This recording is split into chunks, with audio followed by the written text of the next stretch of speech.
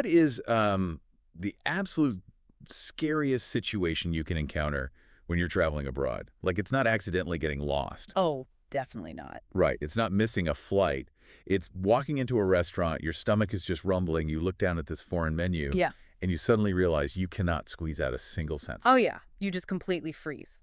Exactly. Or, you're standing in a massive subway station, totally disoriented. You spot a station attendant, but your brain just entirely crashes. It is the ultimate systemic failure of your language skills, and honestly, it happens to almost everyone. Well, don't worry, because today's deep dive is your oral survival kit.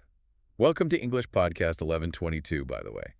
Our mission today is to help you cure that dreaded travel panic. Yeah, we're basically bringing you the strategy to say goodbye to mute English.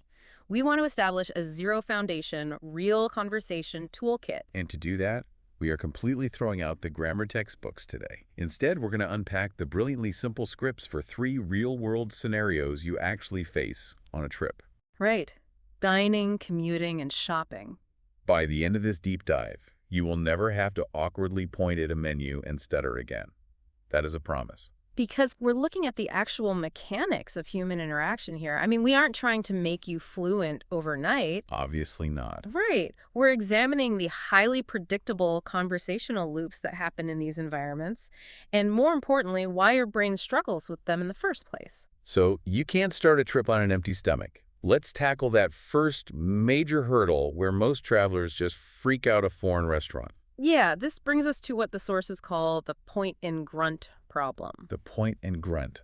I love that name because it is so accurate. It's the classic scenario. The waiter walks over, and all that vocabulary you spent 6 months studying just evaporates. It's like playing a really desperate game of charades when you're starving.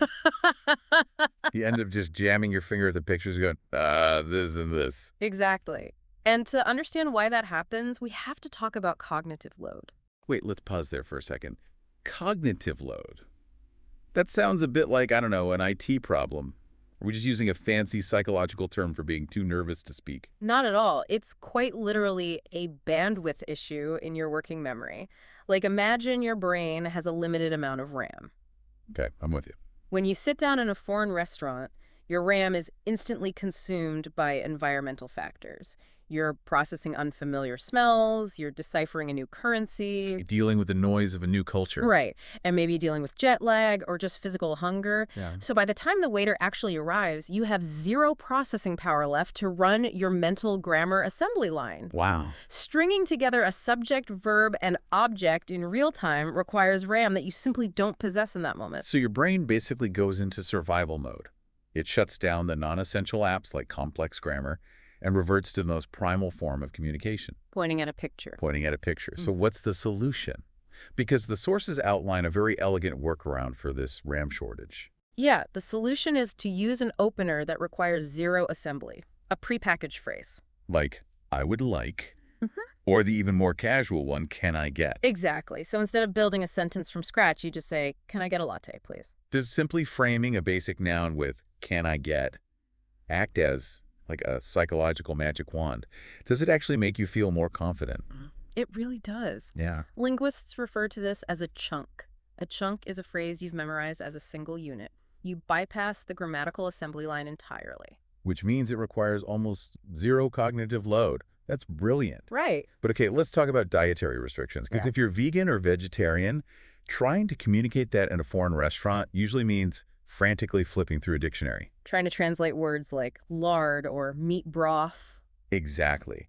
And that spikes your cognitive load again. Which is why you shift the burden onto the waiter. You just memorize one blanket chunk. Do you have any vegetarian options? Or do you have any vegan options? Oh, that's so smart. You drop that phrase, and you don't even have to navigate the menu. You put the ball entirely in their court. Foreign restaurants are usually very friendly, and the waitstaff know their menus intimately. They'll just point you straight to the right section. Okay, so you've had a great meal. Now you need to pay. We've all seen the tourist frantically waving their arms and shouting "Bill" across a crowded room. Oh, please don't do that. Right. Just reuse that core chunk. You catch the waiter's eye and smoothly ask, "Can I get the check, please?" Effortless and polite. And it gets your vocal cords moving without requiring you to think. Okay, so we're fed, we're hydrated, now it's time to explore the city. But moving around a new city brings up the next boss battle. Getting lost. Yes. having to actually ask a stranger for directions. The approach here starts with a golden phrase to politely stop someone. Excuse me, how can I get to... and then your destination. Like, excuse me, how can I get to the museum? Exactly. But people avoid doing this, don't they? Oh, absolutely. Listeners are terrified to ask for directions. Why? Because they're scared of speaking. But no, they're terrified of what comes back at them. The Fluent fire hose. The Fluent fire hose. I love that. The moment the helpful local responds with a massive, rapid-fire string of fluent English that you just won't understand. Right. The local fires back with, oh yeah, you're going to want to head down this avenue, take a hard left at the blue awning, walk a ways until you pass the old bakery. And to a beginner, that is just a wall of terrifying acoustic noise. As they just stand there nodding, having no idea what was said. But the source material has this brilliant hack, so you don't need to understand every word. The keyword strategy. Yes. You basically treat the native speaker's response exactly like a word search puzzle. That is a perfect analogy. Think about it. You don't read a word search puzzle like a novel, right? You don't read every random letter. You just scan for the bold, highlighted words and completely ignore the filler letters. In this case, the filler letters are the grammar you don't know. Exactly. You just listen for the directional anchors. Go straight, turn left, turn right, and the number of blocks. You combine those audio keywords with the person's hand gestures because people naturally point when giving directions, and you're set. Wait, so I just intentionally ignore, like, 80% of what they're saying. You abandon the attempt to translate the narrative. You just filter the acoustic stream for the data you need to start walking. That is such a relief. Okay, so you've navigated the city, and now you want to grab some snacks or maybe some souvenirs. Which brings us to the supermarket. Yes, and shopping tests your listening skills in a surprisingly intense way. It really does. Walking the aisles is fine, but the register is a whole different beast. Let's talk about the aisles first. If you're lost in a massive store, you just ask, where can I find apples? Right. And to avoid a nasty surprise at the register, you can point at unlisted items and ask, how much is this? Securing the price beforehand stabilizes that cognitive load we talked about. But yeah, the real hurdle is the checkout counter. The checkout barrage.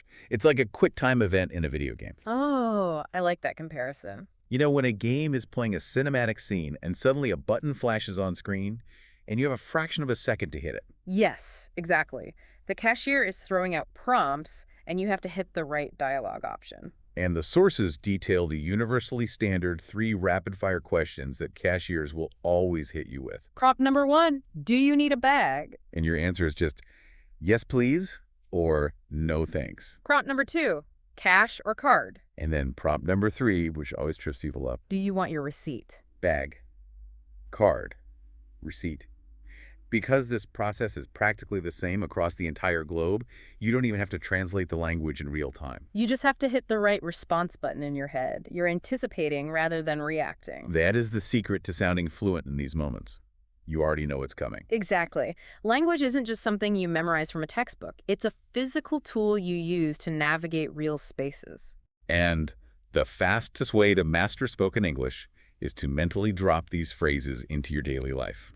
Which brings us to our actionable challenge for you listening right now. Oh, I'm excited for this. Next time you go to buy your lunch today, try ordering it completely in your head using the English phrases we covered in this deep dive. Walk up to the counter in your mind and initiate that chunk. Can I get?